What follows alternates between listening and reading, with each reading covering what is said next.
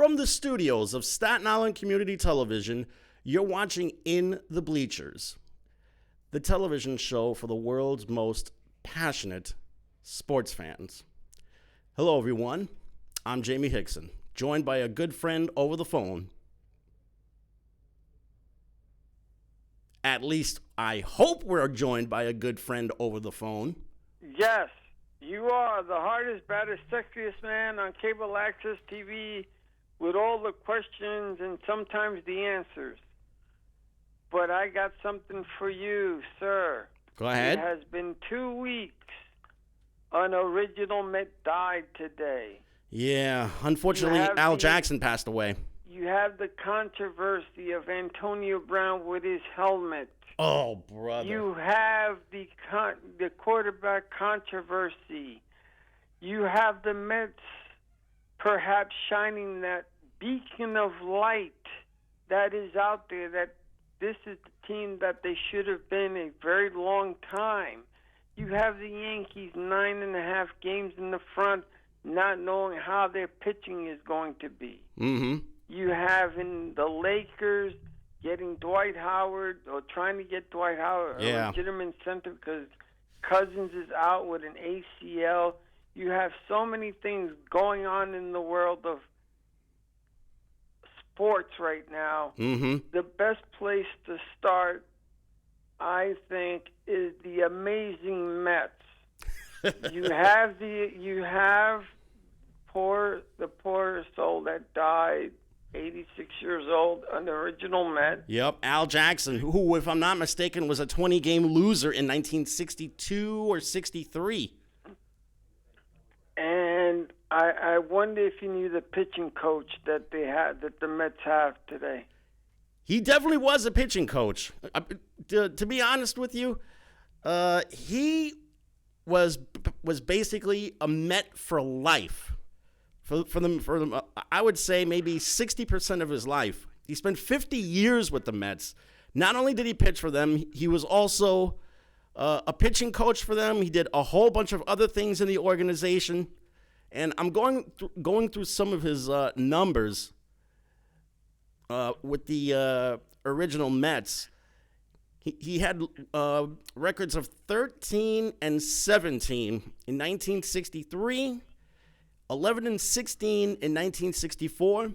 He was a 20-game loser in 1965, 8 wins and 20 losses. And then 1966, he went 13 and 15, which by all accounts would count for his best season of his career. Now, I wonder if you knew the Mets pitching coach of the one that they have this year. You mean Phil Reagan? Yes, I wonder if they did know each other. I'm sure they probably swapped a few stories here and there. Yeah, but do you see that beacon of hope? Do you think that the Mets still have a shot, or do you think that the coach is going to blow it by taking the pitcher was throwing 79 pitches and he took him out the game? Yeah, I know you're talking about. You're talking about Steven Matz. Yeah, I'm telling you, this guy has made one egregious blunder after another with this pitching staff all season, and it's not just with the starters either; it's with the bullpen as well. Quite frankly, I'm a little surprised that the Mets were able to have the streak that they did. Because it seems like this guy is sabotaging his own pitching staff. He's taking guys out when they're still fresh. He's putting in guys that have slumped really badly. Jeurys Familia, anyone? It's gotten to the point where maybe the Mets should make a decision on this guy at the end of the year. I mean, this run is really nice, but look at what the Mets have coming up. All tough teams coming up. Look at this. The Indians, the Braves, the Cubs, the Phillies twice. The Nationals, the Diamondbacks, the Dodgers, the Rockies. Quite frankly, I don't know how they're able to get through this part of the schedule. And if you saw what the Braves did to them in Atlanta last week, you'll probably know. I mean, this run has been nice for them, but The schedule that's coming up is brutal. And quite frankly, I just don't see them getting through. Well, give them credit where credit is due, and that is they beat the teams that they had to beat. Mm-hmm. They had a nice long winning streak, and everything was going their way. So even if they split, as long as they're in the game, that's all that really mattered. Now, the question that I have is, look what the Mets did. Did they got Stroman? Mm-hmm. And they got a second baseman. Yeah, Joe Panic, the St. John's kid. And they got a reliever, I think. That's right. So now, if they make it to the World Series, can they use those guys? Oh, wow. Or the playoffs, can they use the two guys that they picked up? Because at a certain point, they can't, if I remember correctly. Before I answer that question, let me just say, you just put the words Mets and World Series in the same sentence. Do you know how much music that is to Met fans' ears right now? That would be the culmination of getting through the toughest part of their season and overachieving. Because that's basically what the Mets did in this 9-game winning streak. They overachieved. Now, to answer your question, Marcus Stroman, I know, is eligible for the playoff roster. Yes. Joe Panic, I think they would have to create some room on the roster for him. And the same thing with the pitcher that they acquired. They'd have to create some room on the 40-man roster for him. If I remember correctly, once they get him off waivers, at a certain point, they're not allowed to make the playoffs. I mean, they're not allowed to make the postseason. Mm-hmm. So I forgot what day is the cutoff for them not to make the postseason. But could it still be the 31st? I have no idea. That's up to the brain that you have. But I can say that Met fans have a very, very scary situation if they play the Yankees. You mean, are you talking about the World Series? Because they're done with regular season play. Yes, if the Yankees and the Mets ever play in the World, if they have the Subway Series, both of them are scared to play each other because none of them want to lose to each other. Mm-hmm. The Yankees got it over on the Mets by going, ha, ha, see? Now, a true baseball fan won't, shingle it over your head. Don't swing it over your head and going, ha, ha, like that. It's those Mets fans that are going, well, what have you done? Oh, well, you spent so much money, that's why you're always winning. Mm-hmm.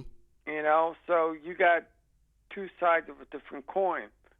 But I just want to see in New York. What was that? I forgot.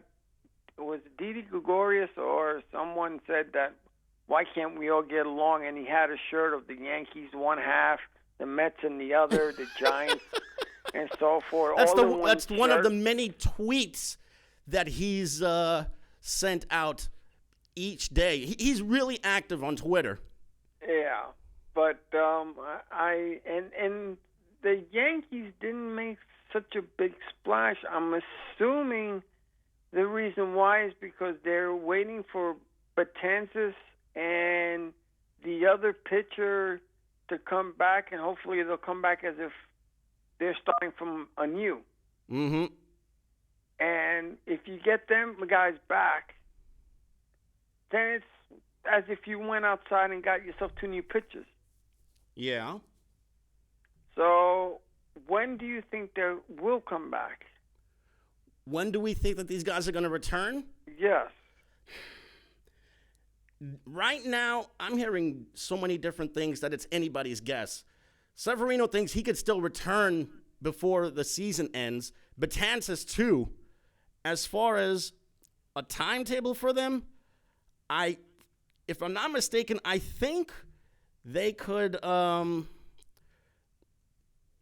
off a flat ground right now. So, if anything, they could probably. This is just a guess in my opinion. September, maybe?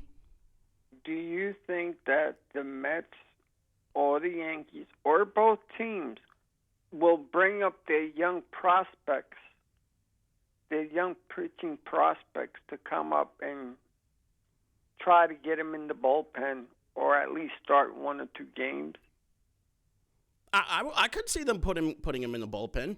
I mean, don't forget, he's had a major injury for the majority of the season. So at the most, they're going to let him throw 50 to 60 pitches to start.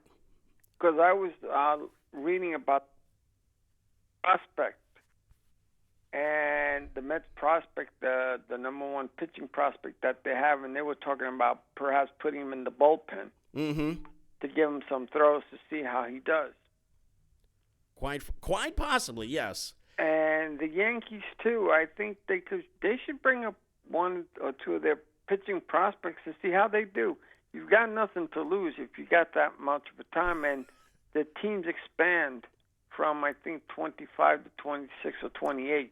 It depends on how the rest of the division race plays out, because if the Yankees clinch this thing early, and at this rate, the Yankees have a 9.5 game lead in the Eastern Division, and they still have 36 games left to play in a very, very brutal part of their schedule. If they clinch the division early, maybe we would see them promote a kid like Davy Garcia or maybe Esteban Florial. What would it give take them a for shot them to clinch? What's that? Do you know what would it take for them to clinch? Simple. The Yankees just have to keep on winning games, and the Rays and the Red Sox just have to keep on losing games. Who do you think is going to make the? Who's got? Who? I mean, who? What's your perception of the wild card in the American League right now? Right now, I think it's between 4 teams, to be honest with you. There's Cleveland, there's Tampa, there's Oakland, and there's Boston, who I feel have a chance to be the 2 of the wild cards. At this rate, Cleveland and Tampa probably have the best shots. Oakland, I would say, would have a very, very, very good chance because their batting order is extremely underrated. The Red Sox are starting to lose guys to injury, and I just heard Chris Sale might miss the rest of the season because of his elbow. And he's not going to need Tommy John surgery, but losing him for the rest of the season is a big, big blow to that team. And also, how about the Astros? Still in first place, the Twins. You've got a lot of other good teams out. I'll tell you right now, the Astros, after they made the deal to get Aaron Sanchez, they really strengthened their pitching staff. That's number 1. Number 2, if the Yankees run into the Astros in a playoff series, no chance the Yankees beat the Astros. The Astros are loaded pitching-wise, and I think they've got the batting order to really batter the Yankees the way they did in that 3-game series in Houston. That 4-game series in Houston, I should say. But as one person stated, the Astros have great pitching or good pitching, but they're not lights out. You know, on paper, yeah, they look great, unbeatable, but on the day of the game, who knows, you know? You never know. Keep in mind, those are the same guys that won a championship a couple of years ago, save for Garrett Cole and Aaron Sanchez. I mean, granted, Dallas Keuchel is not there anymore, but what's the common denominator on the Astros? It's Justin Verlander. Do you think that Mickey Callaway has lost the team yet, or is he borderline to lose the team? Very borderline right now. The way he's mismanaged that entire pitching staff, he's left a lot of people scratching heads. And if this keeps up, I'm going to tell you, he's not going to be around next year. Well, this much I can say. With them big contracts that Manny Machado signed, Bryce Harper, and I feel bad for Vlad Jr. and the other guy, another junior. I think he had his back problem. Yeah. But Vlad Jr. I think he's out for the There's season. also Fernando Tatis Jr. Yeah, that's what I meant. Fernando Tatis Jr. You got those two injured, and you got the other two that signed big contracts, and they're in last place. Mm-hmm. Not only that, but even though Manny Machado has had some pretty decent numbers, they're not the eye-popping numbers that he had last year. And Bryce Harper, he's starting to heat up right now. So I would not count out the Phillies if I'm anybody in that Eastern Division. And And keep in mind, even though the Braves are 9 games out, there's still the issue of that wild card that they could probably go for. And then you got Pui being a natural citizen now. Mm-hmm. Congratulations to him. And doing a baseball Little League batting stance. Exactly, and also killing the Yankees in the process. Well, imagine him being a Yankee or a Met fan or playing for the Mets. I think he would fit in. He just have to fit, with his hot and cold streaks. Oh, he would definitely fit in with the amount of power that he puts up each year. And a fantastic defensive player with a great throwing arm in right field. But he's just such a baby and a little brat sometimes that it gets to a point where his behavior wears really thin in the locker room. What do you think of the Dodgers right now and them other guys in the National League, and who's got the wild card so far over there? The Dodgers are the best team in baseball in the National League right now. In fact, I think they might be the best team in the entire major leagues. The way Cody Bellinger has just been smoking the ball this season, and the way that their pitching staff has just been running rock solid this year, this could be the year that the Dodgers finally snap that 30-plus year drought and win that elusive championship. As far as the wild card is concerned,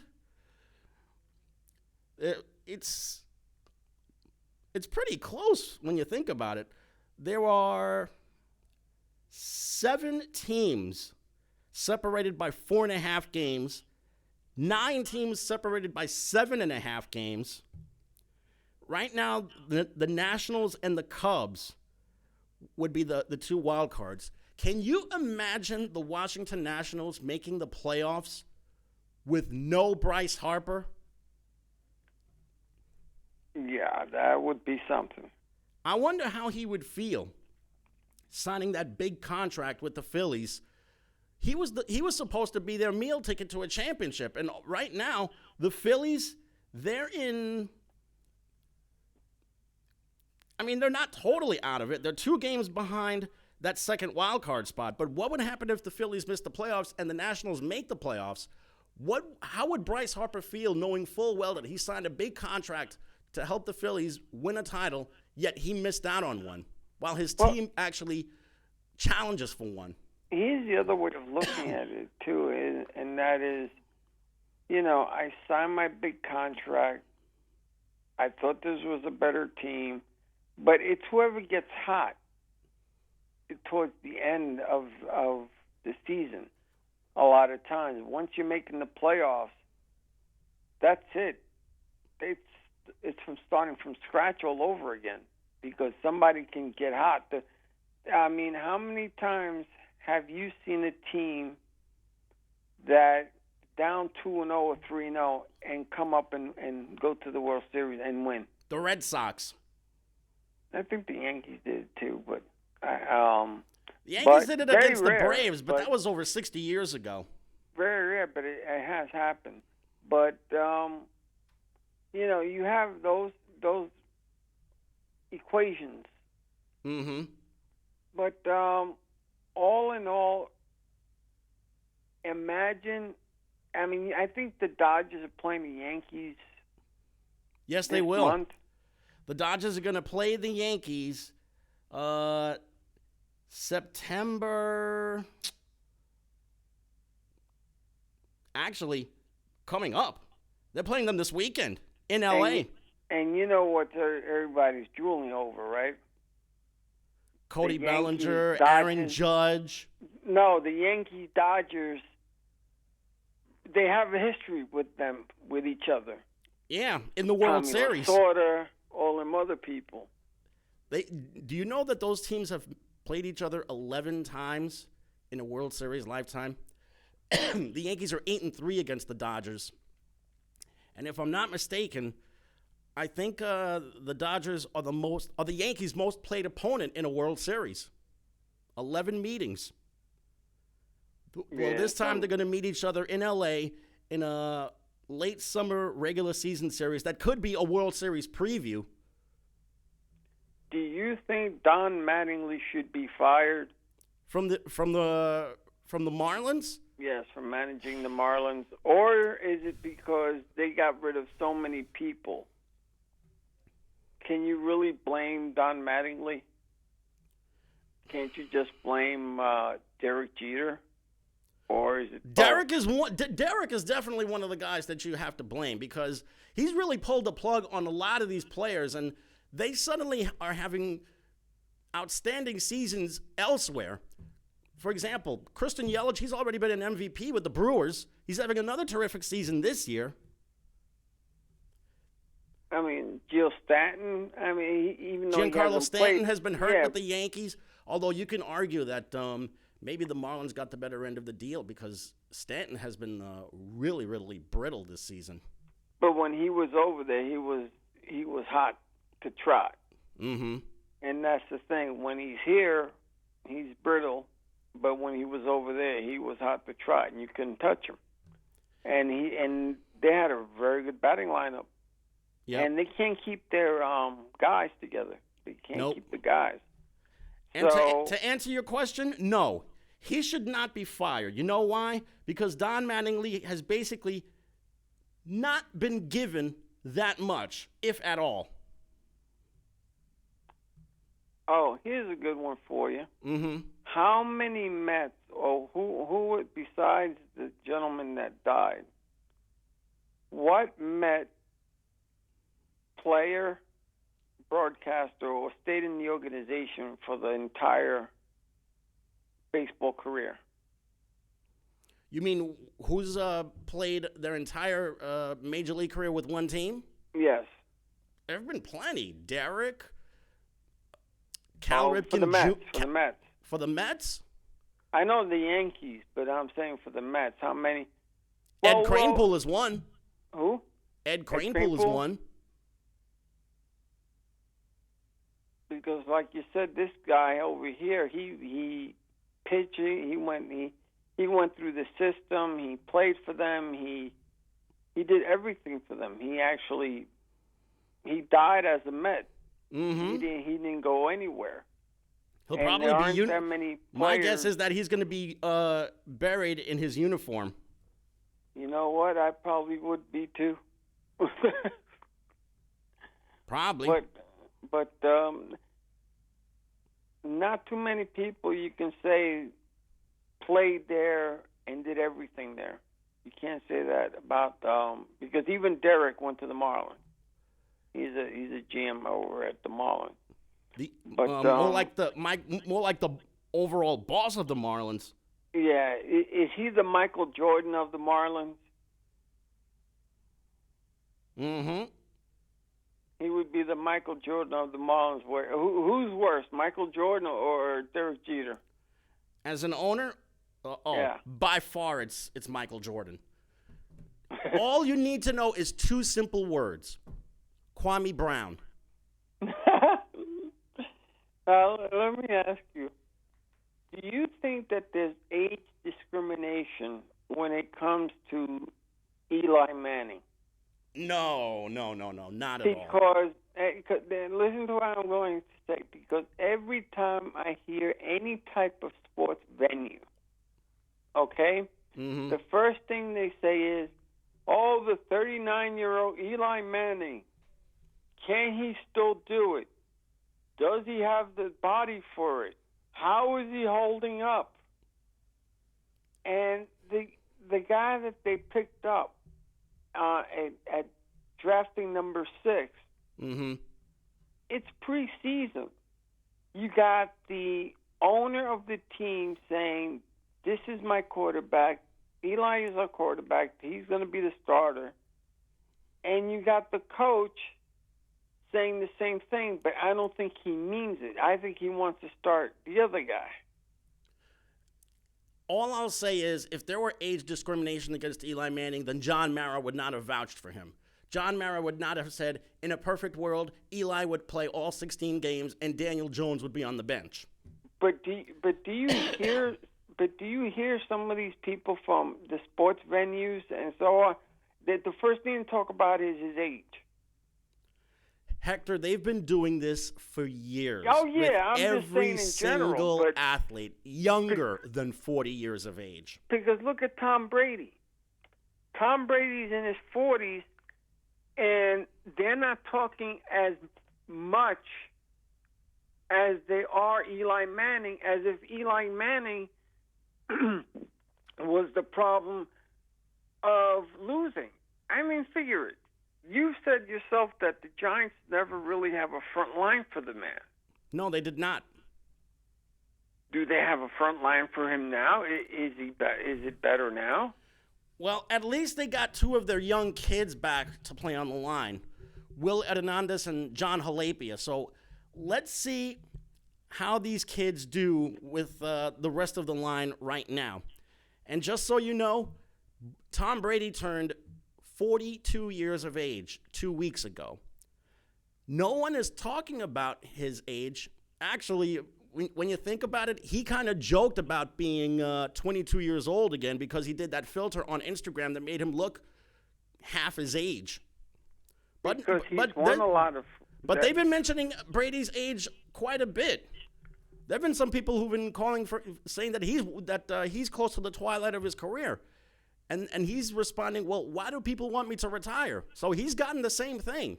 You know, it's and they want him to retire because they're sick and tired of seeing him win the Super Bowl every other year. The guy's won 6 rings, and he still wants that 7th title. So I say, bravo to him for still wanting to play the single most brutal sport in the world and still be competitive about it. He's still got a competitive mean streak to him. And that's something that fans just don't respect about the guy. Because here's the reason why I say that.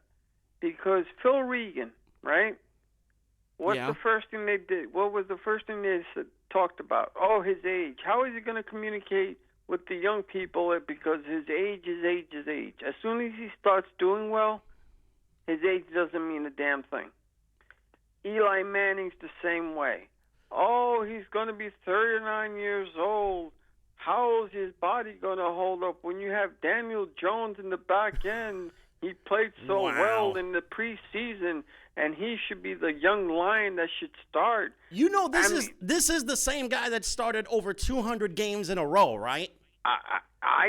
He's never missed one single game to injury in his career. And people worry about whether his body is going to hold up.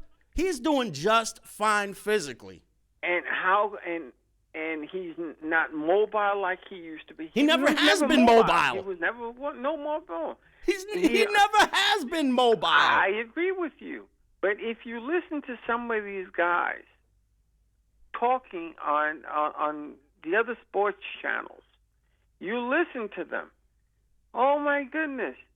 They're making if Eli starts to, let's say, lose 4 games straight, right away they want Daniel Jones to come in. Or if he wins 2 and loses 3, bring in Daniel Jones. You know, some people say, you know what, you should have gotten rid of Eli Manning and just bring in Daniel Jones and start from scratch. Some people say, you know what, give him the benefit of the doubt. If you have a better front line and you have good wide receivers and so on, and he's got Saquon Barkley that is going to help you, give them, and he's won you 2 Super Bowls, give him the benefit of the doubt. But when you had the coach last year take him out, even though he had the consecutive playing streak that he had, you know, and look who they replaced him with, Gino Hernandez. They replaced him with him. So now that they Hector, have Gino Hernandez is the late wrestler. Yeah, I'm sorry. I'm sorry. I'm getting them mixed up. The quarterback, the backup quarterback that they had. The third string quarterback? Yeah. That's Kyle Lauletta. No, the second string. The one that they got from the Jets, because I think he went to the Giants. Oh, I know who you're talking about. You're probably talking about Davis Webb. Yeah, and well, I mean, think of it that way. He went, so the guy that replaced him for that consecutive, because the Giants coach didn't want him, they figured that they needed another quarterback. You know, if you're in a losing streak that badly, you don't take him out. Leave him in, let him do what he's got to do. But who do you blame? Do you blame the front line? Do you blame him? Do you blame the coach? The blame should be passed all around.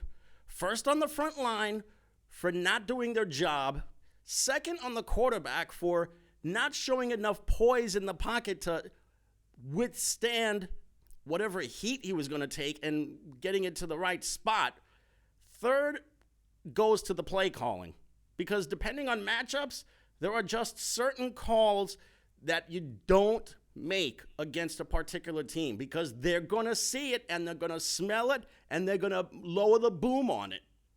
Because I look at it as the scouts and whoever picks these players, that's the first thing.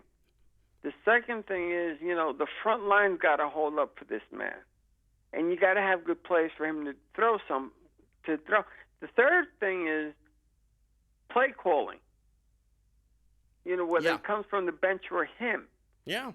So to me, he's probably the third guy to blame or the fourth guy to blame. He's not the first nor the second because you got to build something to protect him and for him to throw, get the ball down to him. He's got to have wide receivers. And Saquon Barkley, and they do have some decent receivers. And Saquon Barkley, if he doesn't get hurt, that's their savior right there. I mean, he's another workhorse like Eric Dickerson. I think he already has been the savior for them in a way after his rookie season. He's already Offensive Rookie of the Year. And I think the ceiling for that young man is so high right now. He could probably take all of the pressure off of whoever the quarterback is going to be, whether it's Manning or Jones, and just run, for lack of a better word, run with it. Because right now Daniel Jones is doing playing with the second and third team.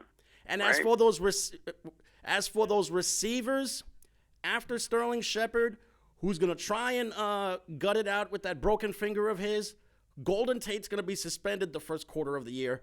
And the other guy that they wound up signing off the scrap heap, he tore his ACL and he's gone for the year. But the guy that they suspended, they knew it was for fertility. They should have known. Well, why are they suspending him if the guy is trying to get his, his wife or his girlfriend knocked up? I don't get it. But all in all, you see Daniel Jones right now. He's playing with the second and third string. And he's playing very, very, very well in this camp. Right. So is Eli Manning. He's also played well. Well, not according to some folks. Like in the first game,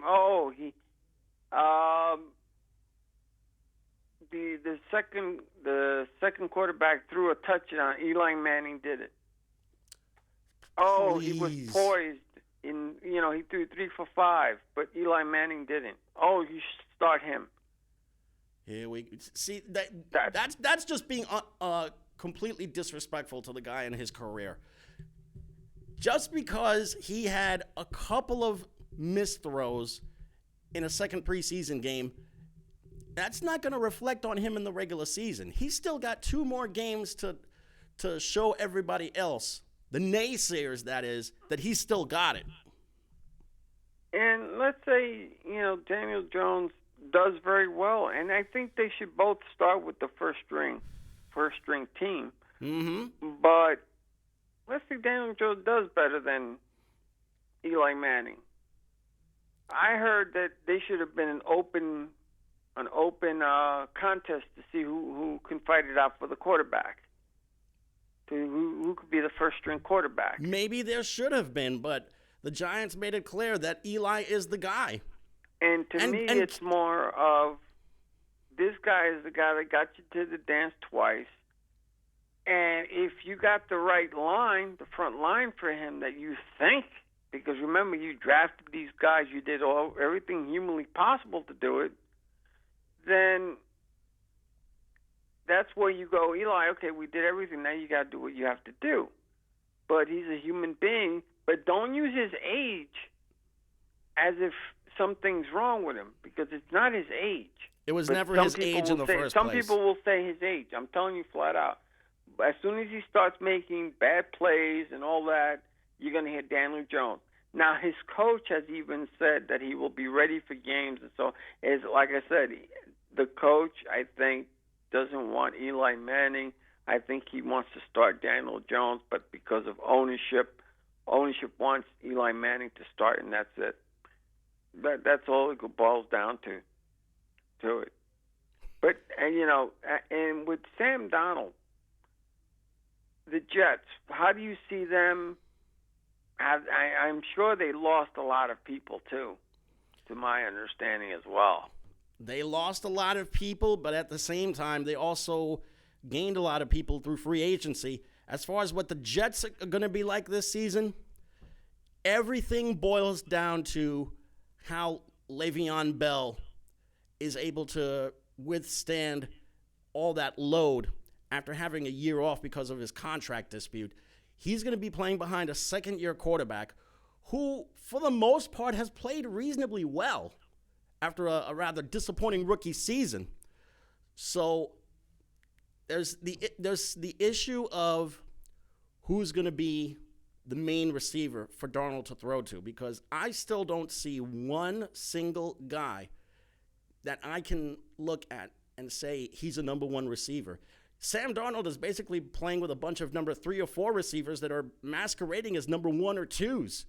Now, let's see who they get up from the practice squads and who the other teams let go. Maybe there's someone out there that the Jets will pick up, just like the Giants. But there's another controversy right there with the coach and Le'Veon Bell. It seems like the coach didn't want Le'Veon Bell. It's gotten to the point where this has become so childish between those two. Le'Veon Bell is a very talented running back. Has he had his moments where he's acted like a brat? Of course he has. He was a complete brat all of last year, but he's a very productive brat. And I think that Adam Gase should show a little bit more, I don't want to say appreciation or respect, but show a little bit more attention to his star running back and tell him, let's put our differences aside and try to win some games. Here's the ball, knock yourself out. That's what they should do, but they're not going to do that. At least Le'Veon Bell has a little bit more of a positive attitude for him. He said he just wants to focus on winning football games with his team this year. Well, right now you have people coming out of retirement to come and play football again. You have, I think, a cornerback, because the Jets need cornerbacks now. Yeah. And they're not bringing back Josh McCown. Besides, Josh McCown has already signed with the Eagles. No, not Josh McCown. No, he signed with the Eagles because he was ready to do an ESPN spot. And they signed him. But I'm saying that the Jets have signed some. I think there was one person that came out of retirement to play for the Jets again. I forgot. I know who you're talking about. It's Ryan Khalil. Right. And the Jets could use some offensive line help. And Ryan Khalil is an all-pro. He would be perfect for that offensive line. And like I said, you don't know how the leagues are going. Who other teams are going to let go. Because right now, I mean, again, you have Kaepernick out there, and nobody and he's wants still to not shoot. getting any offers. You know, And he's working out quite a bit to it's try and get himself in shape. It's like Carmelo Anthony and Jeremy Lin. Those guys, I don't know why they aren't on any teams. I don't know why they aren't on any teams. I mean, Carmelo Anthony is not with any team because he will not accept a lesser role. Well, I think Jeremy Lin is not on a team because he can't stay off the injured list. I think you always use him as a backup, and Carmelo Anthony, he's working out with the Nets, but not working out with them, right? And it's an impromptu thing. And poor DeMarcus Cousins, Jesus. This is 3 years in a row now that he's had a major injury. First it was his Achilles, then it was his quad, or maybe his upper calf muscle. Now he tears his ACL. I can only feel bad for the guy. I think he would have been really good with the Lakers this year. But this time, the Lakers are going to have to, lower their standards, if you will, and negotiate with Dwight Howard. Another guy who can't stay off the injured list. He did play with, he was a Laker at one time. He was a Laker at one time, and it was a very stormy season with him. It was his only year with the Lakers, but it was a very, very stormy season that he had working with Kobe. But now that he's working with LeBron and AD, his load is a lot lighter because he's a backup post-up player. All I can say is I'm really hoping that Anthony Davis keeps his good health for all season because he has never played 80 games in a year. The most he's played is maybe 75 games. And if he keeps his good health and plays 80 games with LeBron this year, maybe the Lakers can present a challenge to somebody. But if not, then LeBron's going to be all by his lonesome again. Well, I do wanted to say that, are you looking for the football season to start? Oh, of course. Considering how, let me ask you, which team did not improve? Which team did not improve? Buffalo. Yeah, has there been more teams that have improved, or have there been more teams that have not improved? There have been quite a few. Well, another team that definitely has not improved is Pittsburgh. No Antonio Brown, no Le'Veon Bell. I mean, granted, they have James Conner, who's a serviceable player, and he's still got youth on his side. He's only played a year or two with the Steelers, and he also is the same James Conner who beat cancer when he was at Pittsburgh, the University of Pittsburgh. And there's also Juju Smith-Schuster, who's a really, really talented receiver. But I don't see anybody who they could call a number one running back or number one receiver that they could go to. And this is going to be a little bit of a problem for Ben Roethlisberger, who's approaching his 37th birthday and has also been getting his butt kicked every single season. So would you say there's about 5 teams that have not improved and everybody else has improved? Buffalo, Pittsburgh. Indianapolis is going to have a lot of trouble because Andrew Luck is hurt again, and no one knows if he's going to be ready for the start of the season. I mean, granted, they've got Jacoby Brissett as his backup quarterback, but he, quite frankly, was not able to show much outside of New England. So that's another team that I don't think has improved that much. Another team that has not improved too much in my eyes, the Washington Redskins. Who's going to be their number one running back? What about the defense? The only shining light that the Redskins have is their rookie quarterback, which is Dwayne Haskins, who I think has a chance to be a really decent quarterback in this league. Who else has not improved? Detroit has not improved either. I didn't see any moves of significance that they made. What about Arizona? I mean, granted, they wound up bringing in Kyler Murray to be their everyday quarterback, but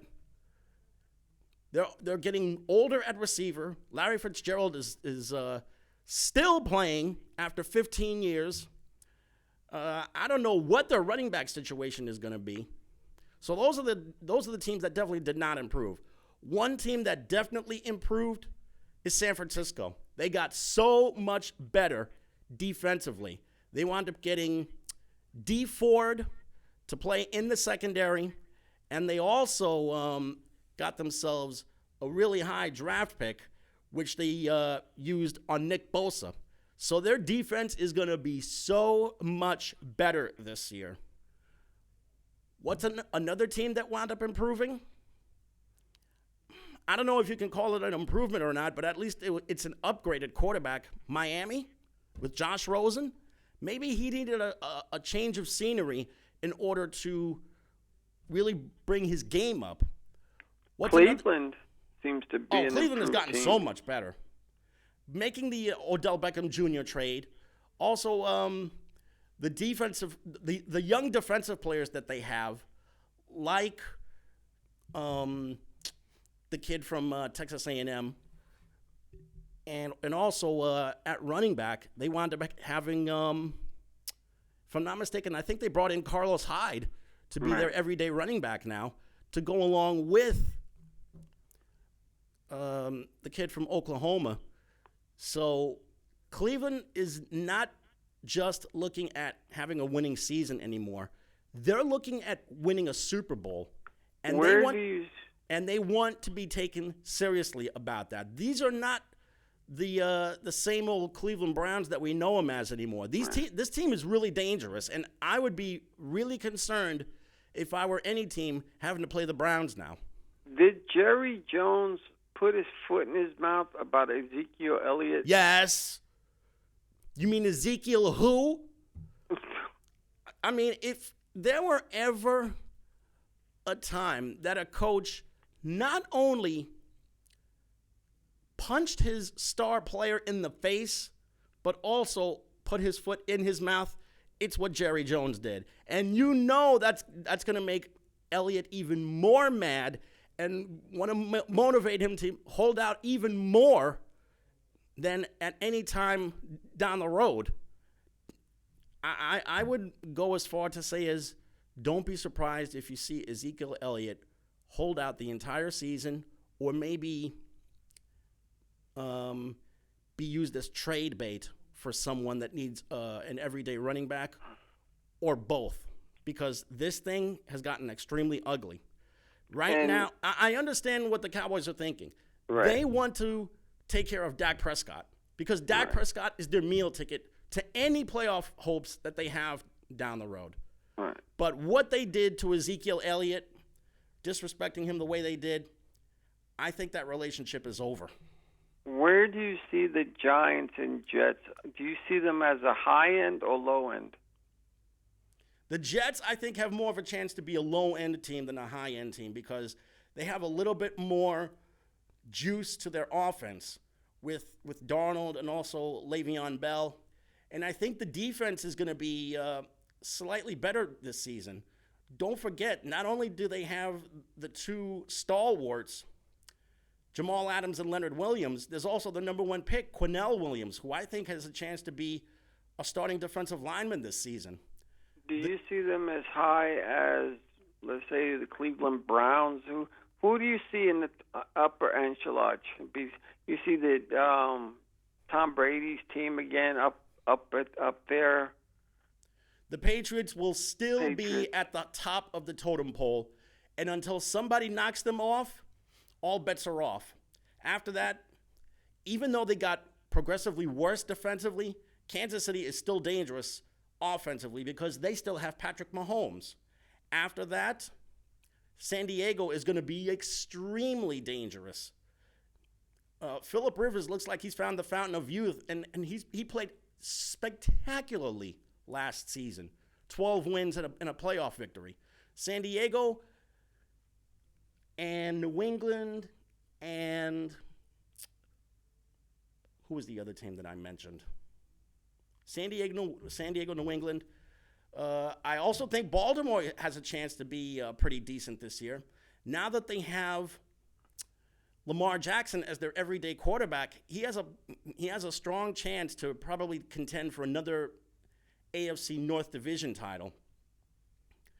With One team that could be a real sleeper in the AFC, and people are going to be surprised to hear this, the Denver Broncos.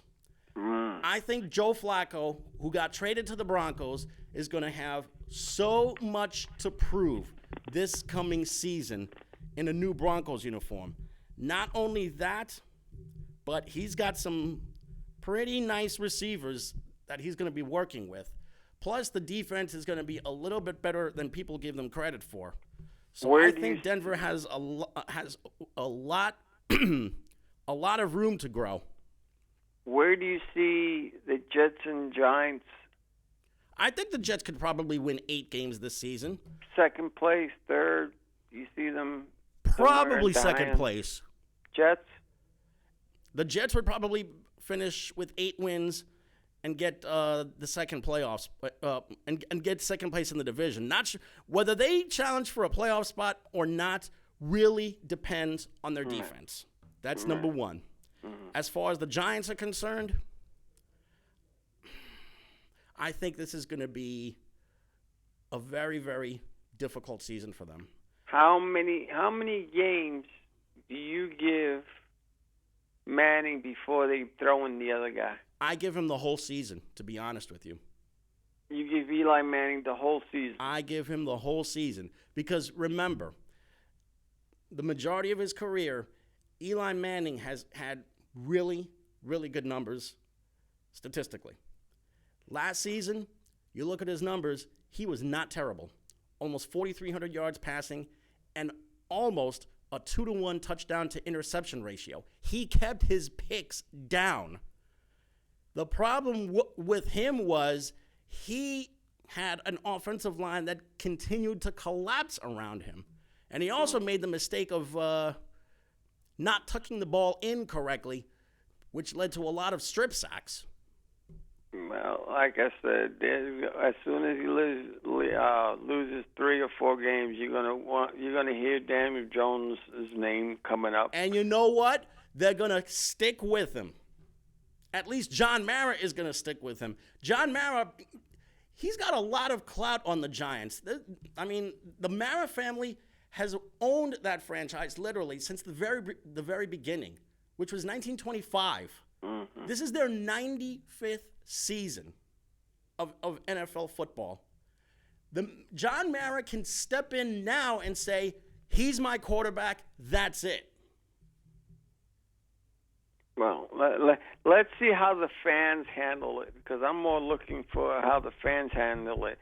And what's up with this guy, Antonio? Is it Antonio Davis with his damn helmet? You mean Antonio Brown? Yeah, Antonio Brown. What a brat, man. He's saying that if he doesn't use his old helmet, he was going to retire. He was going to retire, and he had to go to court over it.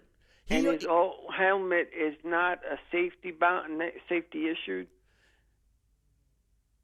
To him, he thinks that it was safe enough for him to wear. It's his old helmet that he wore when he played for the Steelers, and he wanted to use that same helmet, which was safe for him to use, whereas the Raiders wanted him to use a helmet that was not safe for him to use. So they went to court over the whole thing, and they ruled in favor of the Raiders. Are you looking forward to the basketball season as well, to see which team improved and how the crazy West will get crazier because of all the things that have happened there? Well, it's not for another 2 months, but yeah, I am looking forward to basketball season. I'm really looking forward to seeing Kyrie Irving in a Nets uniform. He asked for this, and he got it. He got his big, fat contract with the Nets, the team that he rooted for as a kid, the team that he was photographed holding a New Jersey Nets basketball and a New Jersey Nets jacket when he was a kid. I want to see him withstand all 82 games. Because remember, Kyrie Irving is not a durable guy. Yeah. The most he can play in one season is maybe 75 games. If he could maybe go 75 games, I'm still holding out for a full season of 82 games. Well, the Nets they actually have a damn good bench.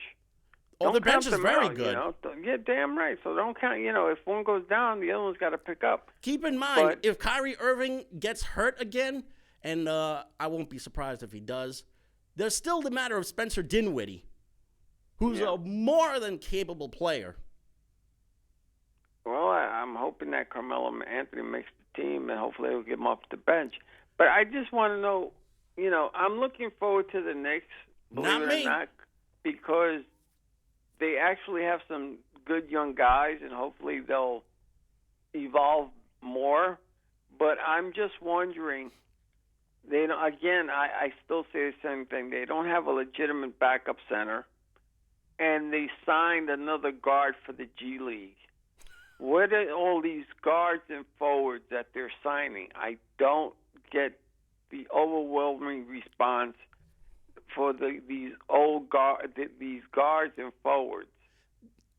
You know what it is? They just signed a new guard. You know what it is? It's a changing of the times, Hector. Teams are not reliant on centers anymore. They're reliant on guard play. They're reliant on forwards, especially 3-and-D winger type of guys.